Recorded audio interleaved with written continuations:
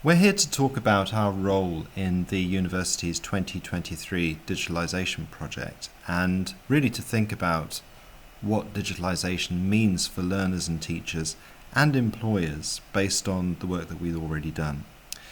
The university has a strategy for digitalization which is divided into three strands.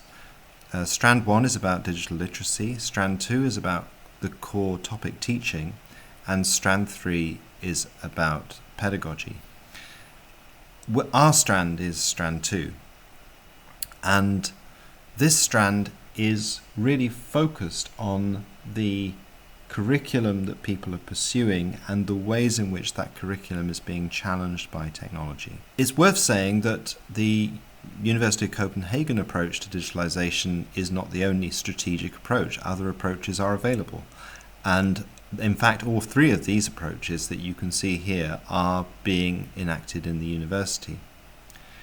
But the point about a strategy is it's a framework for engaging tactically in the problem.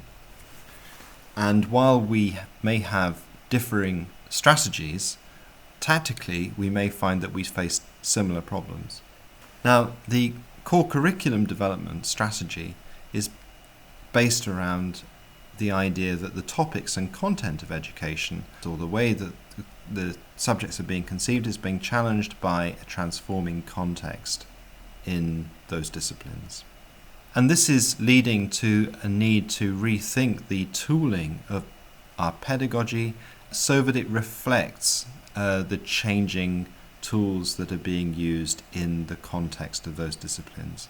And the pedagogy really is is at the intersection of all of these three dimensions.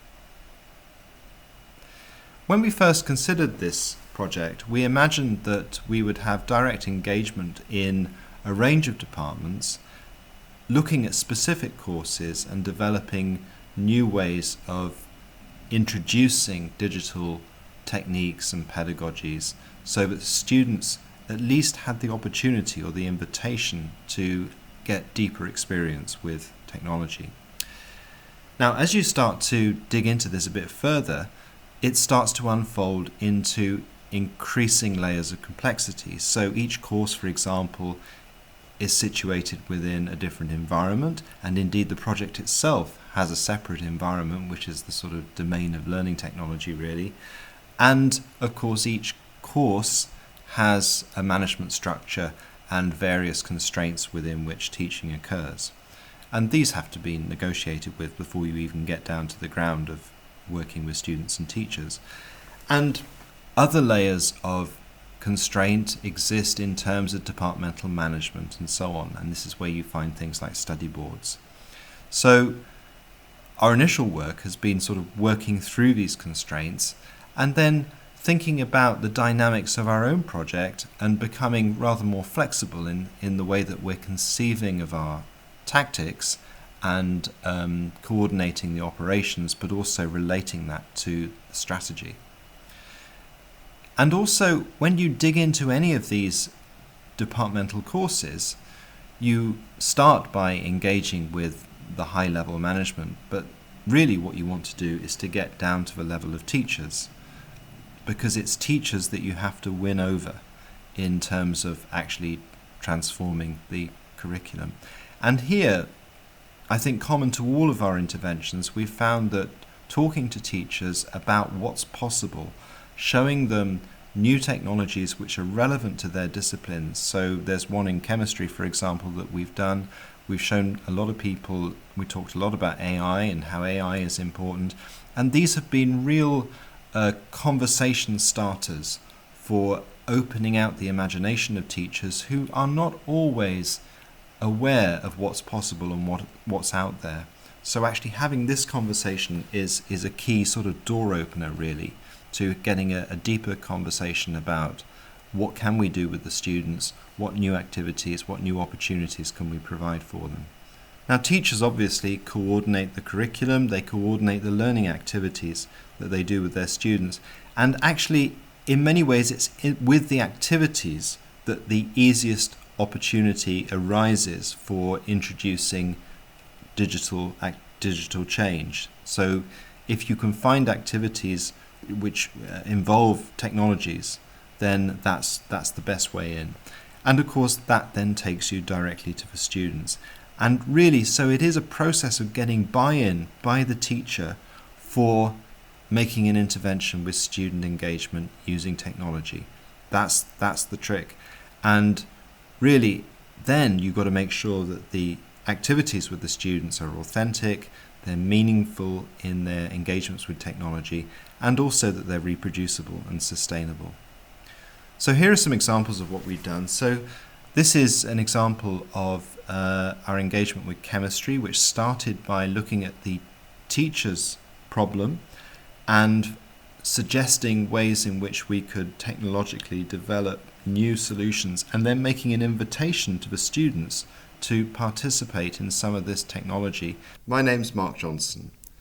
I'm working with the university on a new project to provide students from across all disciplines with opportunities to engage in technology at a deeper level, whether it's through computer programming or data analysis.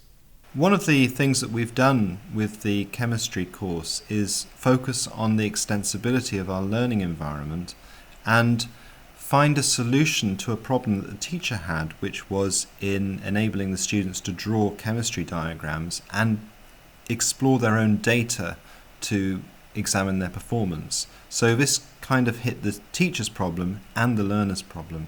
In presenting teachers with possibilities of things that can be done, we've been running workshops, and this is a workshop that we did with law. And the beauty of this is that we are then able to talk to individual teachers about things that they might like to do. And so a project around human rights and digital technology is coming out of this, as well as a project around assessment and involving students, again, in analysing their own data in assessment. There are also conversations going on with the music department and looking at research opportunities around the use of technology, which can also be translated into student engagement.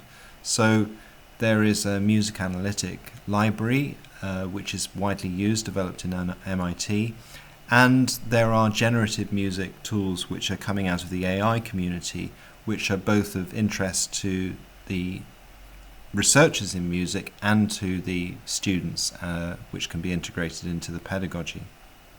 And finally, we've been working with the anthropology department in looking at the curriculum, looking at the subject and how the subject relates to technology. And of course, anthropology is very well positioned to do this because in a certain sense, Danielle and I are engaged in a kind of anthropological investigation in this project. Finally, just to say something about employers, what does this mean for the boundary between the university and the outside world? Well, within Copenhagen, we're coordinating a process between teachers, learners and researchers, talking about technology, pedagogy and subjects. There is no reason why that discussion can't happen in other universities, and if it can be coordinated, then you can see how an emerging community starts to form between institutions with a much more direct contact with employers. So hopefully this means that the gap between the requirements of employers and the activities in universities starts to close. And I think this ultimately is the strategic goal of all our projects. And really, just to finish on the theme of the relationship between strategy and tactics, it is often very easy to imagine that strategy is as simple as the people in the box in this diagram think it is. But of course, in reality, our tactical engagements tell us that it's very messy. And it is for us really working from a variety of different strategic perspectives to share our experiences and to help each other find our way through this rather tangled mess that is being left behind in the wake of digitalization.